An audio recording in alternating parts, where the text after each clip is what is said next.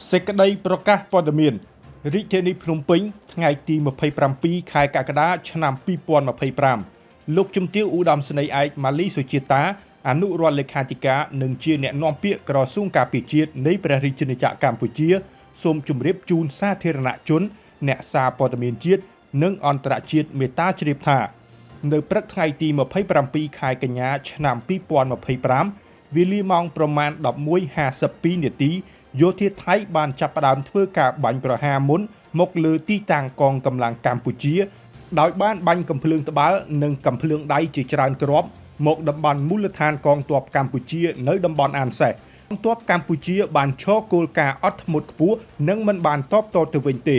រហូតមកដល់ម៉ោងនេះភាគីថៃនៅតែបន្តបាញ់ប្រហារមកលើកងទ័ពកម្ពុជាមិនទាន់បញ្ឈប់នៅឡើយទេ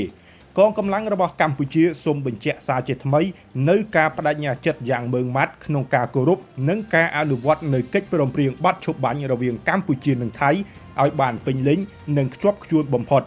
ដោយបន្តសហការគ្នាឲ្យបានជិតស្និទ្ធនៅគ្រប់កម្រិត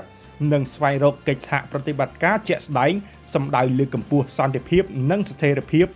រវាងប្រទេសទាំងពីរក៏ដូចជាការវិលត្រឡប់ទៅរកប្រក្រតីភាពឡើងវិញឲ្យបានឆាប់រហ័ស